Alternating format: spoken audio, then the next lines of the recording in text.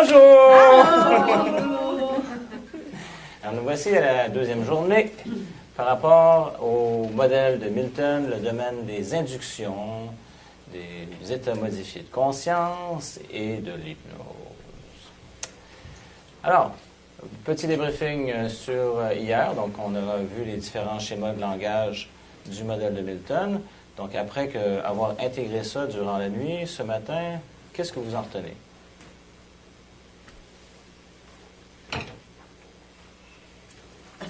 On a bien dormi. Vous avez bien dormi, oui, Bien d'accord. dormi. Oui. OK, c'est bon. Donc,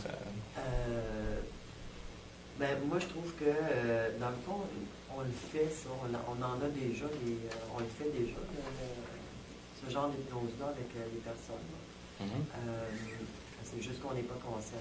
Puis mais moi, c'est vrai que j'ai été voir le vidéo là, que tu nous as demandé de regarder. de Darren Brown. De Darren Brown, oui. Puis, ce que je me suis rendu compte, c'est que tu as beau avoir les yeux ouverts, mais tu n'es pas toujours conscient. Fait que, c'est sûr que si tu n'es pas conscient de ce qui est en train de se passer, ben, il peut se passer bien des choses. Oui. Puis, Ouais. on pourrait,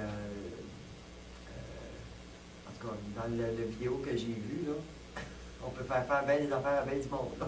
C'est comme, par contre, ce que j'ai trouvé, par exemple, c'est que si c'est fait pour... ça peut aller jusqu'à défaire des choses à l'intérieur de toi. Tu sais, là, les mécanismes que tu as, les schémas que tu as, ça peut aller les défaire, ça peut aller défaire des choses qui sont limitantes, puis même créer des choses qui pourraient t'aider. Absolument. Oui. Ça, c'est un outil vraiment de puissance. Il y a des fois où... Je vais vous raconter une histoire.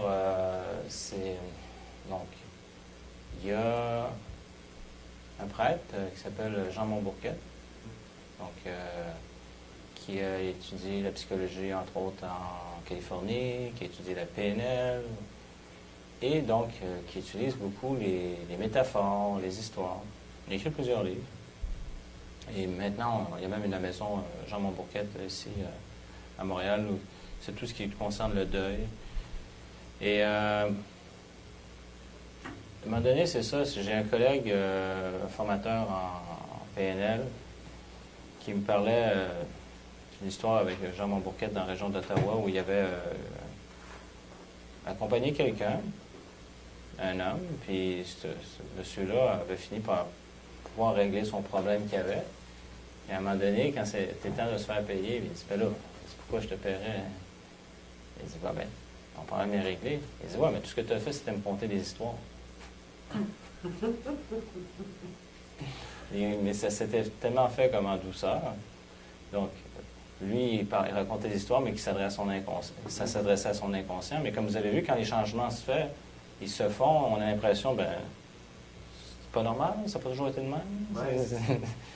Fait qu'à un moment donné, ben là, pourquoi je te paierais? Là, tout ce que tu as fait, c'était juste me conter des histoires. Mais c'était tellement subtil, il ne réalisait pas qu'il envoyait des messages à son inconscient. Puis le gars, ben, c'est ça, son problème a été réglé. Donc, si jamais un jour vous faites de la consultation, vous utilisez ça, arrangez-vous mettre ça clair avec vos clients. C'est pour ça que ce serait presque plus facile d'être payé quand les gens sont sains que quand ils sont... Quand ils sont sains? D'être payé pour garder la bonne santé de tout le monde, plutôt que quand quelqu'un est en demande. Ouais. Parce que pour que ça marche, souvent, il faut le faire en douceur. Mais une histoire comme ça, moi, j'en ai déjà eu une similaire. Souvent, quand les changements se font, les gens ne s'en rendent pas compte. Puis, je me rappelle, il y avait un jeune homme qui était pas mal sur le party, comme on pourrait dire, là, un peu confus. Puis, j'avais fait une session d'introduction, donc souvent pour voir est-ce qu'on travaillait ensemble ou pas, puis il a décidé de travailler avec moi pour faire un programme. Puis à la fois suivante, donc ça faisait au moins un an qu'il n'y avait pas de femme dans sa vie, puis il était un peu en peine. Puis tout à coup, il est venu pour commencer le programme avec moi. Puis là, tout à coup, ben oui, il y avait... comment il m'avait dit ça? Le samedi, il était avec une fille sur un bateau, puis le lendemain, il était dans un genre de rave à air ouvert, là, où il était j'étais collé avec une autre fille. Puis là, mais ça avait l'air comme tout naturel. C'était normal. Pourtant, ça faisait 1 an qu'il n'y avait pas eu de femme dans sa vie. Là. Mais, puis là, il était en train de remettre en question. Mais toi, tu n'es pas psychologue. Non, j'ai jamais dit que j'étais psychologue. Mais d'un autre côté, c'était le voir. Puis là, je disais, c'est étonnant, il réalise pas les changements qui se sont passés. C'est comme, c'est normal. OK. Mais le blocage était déjà défait, donc il avait commencé donc, à avoir des portes puis se donner la permission de rencontrer du monde. Mais non, mais tout ça pour dire, c'est que si on parle, mettons, dans ce cas-ci, plus particulièrement avec le modèle de Milton, avec les métaphores, avec les histoires, c'est tellement subtil que les gens ne peuvent pas s'en rendre compte. Puis les changements se font en douceur, comme le cas que j'ai mentionné avec Jean Montbourquette. C'est ça. Donc, c'est ça, tout en finesse. C'est ça que je disais. Jean Montbourquette, donc c'est un prêtre qui a étudié la psychologie en Californie, puis également la PNL. Oh, oui. J'avais lu un CV, puis ça qui disait que dans son liturgie, c'était pas bien de faire suivre ces cours-là. De suivre les cours de psychologie ou de... psychologie. Bon, il y a eu des obstacles, beaucoup d'obstacles, mais après ça, il est parti par la suite. Ça, je connais pas tout son parcours. Hein. Dans un lieu, je me souviens plus c'était quoi. C'est une affaire comme ça, qui ressemble un petit peu à ça. J'ai croisé une fois, puis j'ai demandé si à un moment donné, s'il m'autorisait à utiliser ces techniques. Et tout ça. Il disait, oh oui, c'est... Ah, il a l'air sympathique, je ne l'ai jamais rencontré, j'ai lu son livre. Pour que les gens l'utilisent, là. Fait qu'éventuellement, j'ai des ateliers en tête, j'ai comme tellement de projets, on ne peut pas tout faire en même temps, là. Mais d'utiliser son matériel. Parce que... Mais je ne savais pas qu'on utilisait la technique. Oh oui, absolument. Ouais. Il y a lui, c'est ouvert. Il y a plein d'idées, tout ça, il faut arrêter. On fait ça qu'on ne peut pas faire ça. En tout cas, moi, quand j'ai croisé, j'ai trouvé bien sympathique. Ouais. Il commence à vieillir, j'espère qu'il va garder la santé. Puis, c'est une bonne personne. OK. Donc, on a fait les différents schémas du modèle de Milton. Vous avez vu en l'espace d'une journée, qu'est-ce qui s'est passé en fin de journée. Donc, vous pouvez vous imaginer avec un peu de pratique, au fil des jours, qu'est-ce qui peut se produire. Vous pourriez devenir des Darren Brown. Ouais, mais là, ça... je suis pas sûr. Pas sûr. Je suis pas sûr que j'utiliserais dans ce sens. Ben, lui, c'est vrai que c'est quand même du spectacle. C'est ça. Puis dans le milieu, il y en a qui vont pouvoir dire, c'est controversé. Bon, en tout cas, au moins, il démystifie c'est quoi. Maintenant, c'est qu'est-ce qu'on fait avec. Là. C'est ça. C'est ça. Alors, on a vu ces schémas linguistiques et maintenant, on en arrive aux métaphores. Comme ce qu'on voit ici. Est-ce que tu veux nous montrer, Catherine, qu'est-ce qu'on est en train de voir?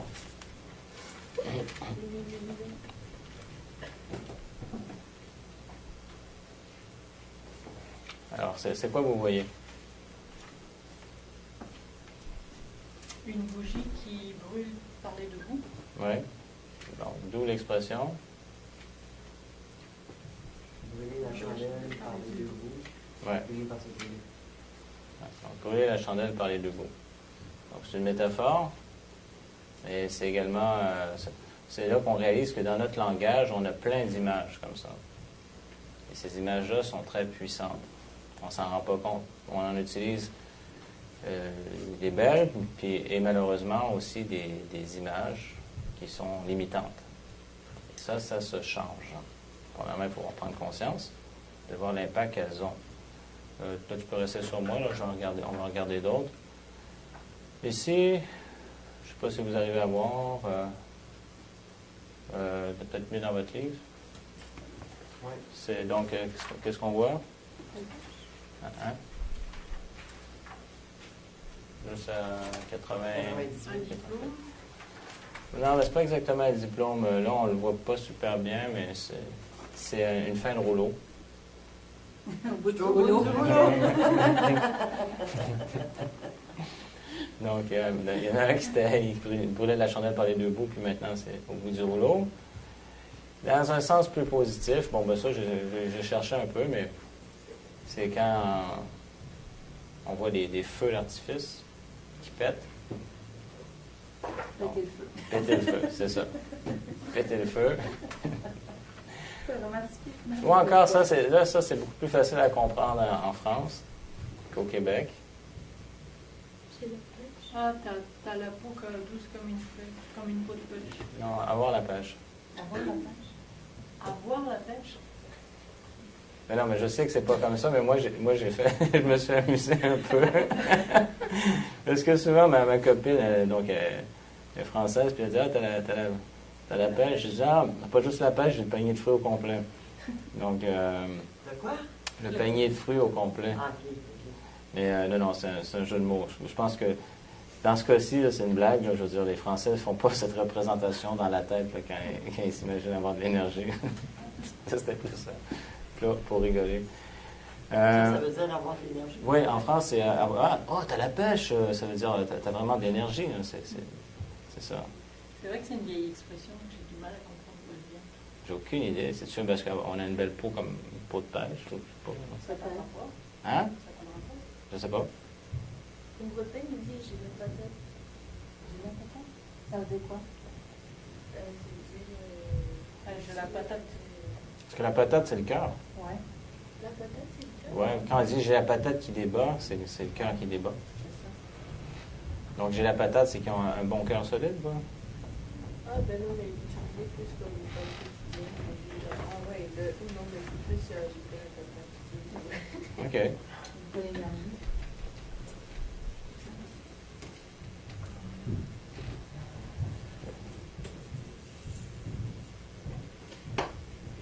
OK. Tu es dans les...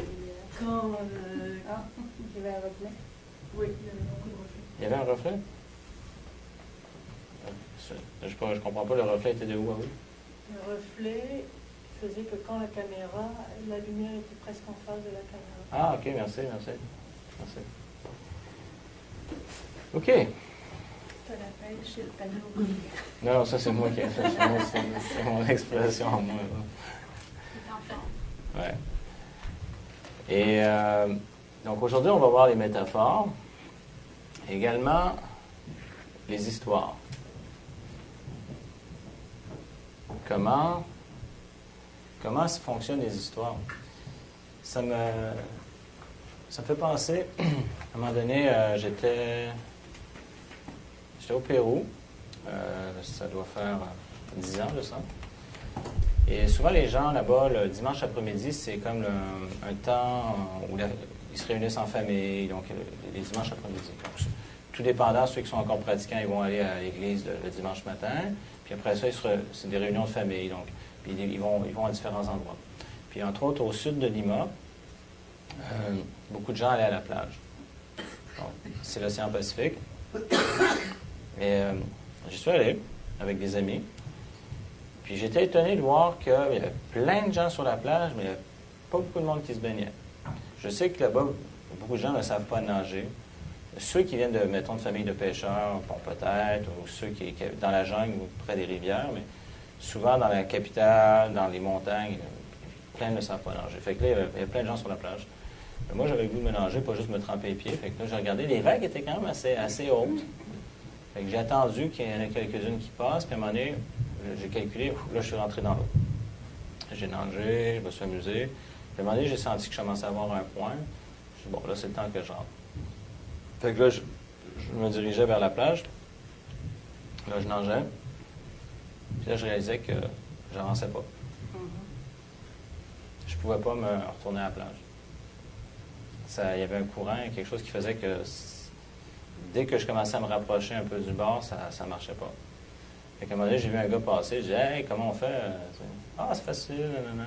Il continue à nager. Moi, je suis là. Puis là, évidemment, quand je regardais sur la plage, il n'y a aucun lifeguard, ça n'existe pas. Je ne dis pas que ça n'existe pas partout, mais en tout cas, là-bas, c'est pas un standard. Fait qu'il n'y avait pas personne au niveau sécurité. Puis là, je commençais à avoir le point qui de plus en plus fort. Fait que là, je me suis dit, OK, si je ne trouve pas une solution rapidement, déjà, je sais que moi, dans une piscine, je suis genre, si je vide mes poumons, je vais au fond. Bon, là, hein? Ouais, là, bon, c'est de l'eau salée, mais encore, je ne sais pas. Et si je ne trouve pas une solution, il y a des chances que ma vie s'arrête ici. C'est aussi simple que ça. Parce que là, je ne voyais pas personne pour m'aider. Les gens étaient sur la plage, là-bas. Pas de sécurité, pas de lifeguard, donc de sauveteur.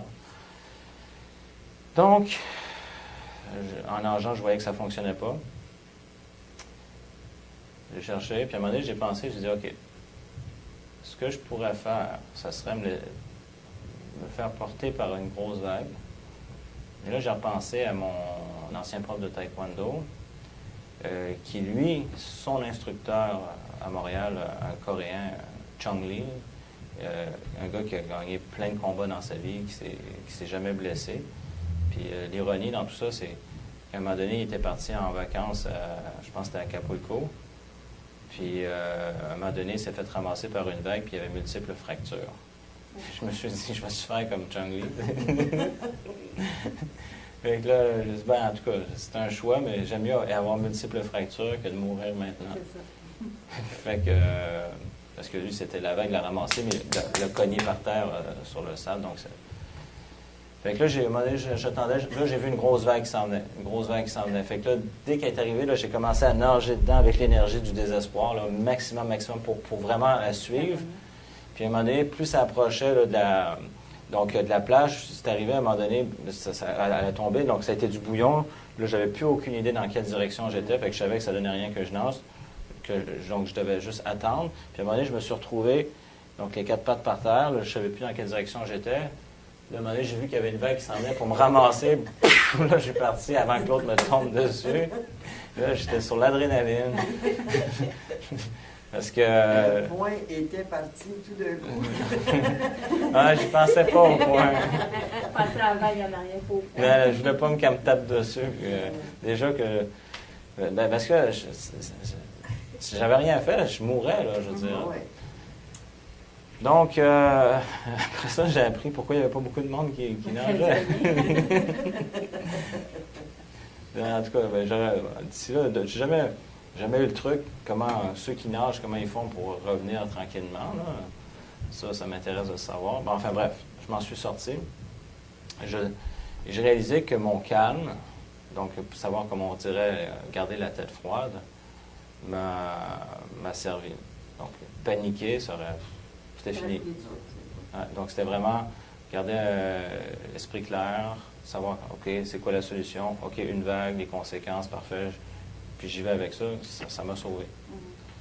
Et je suis quelqu'un qui, souvent, dans des situations d'urgence, de vie et de mort, même pour d'autres, j'ai réalisé le fait de rester calme, c'est une force. Donc, tout ça, dans ce qu'on a vu, c'est la notion de savoir gérer ses émotions. Donc, on ne nie pas nos émotions, mais quand c'est nécessaire, on peut les gérer pour être dans un état ressource. Fait qu'à ce moment-là, je peux dire que j'étais dans un état ressource, ce qui m'a permis de rester vivant.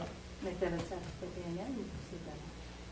J'avais commencé, parce que quand, en 2000, j'avais fait une formation de 3 mois pour faire un projet humanitaire au Pérou, un de mes formateurs, un psychologue retraité qu'on entend encore à la radio, Jean Sabry, m'avait initié à la PNL. Donc, ouais, j'avais des bases. Donc, j'avais des petites idées là, pour faire des techniques, des choses comme ça, mais je n'avais pas encore fait mon praticien.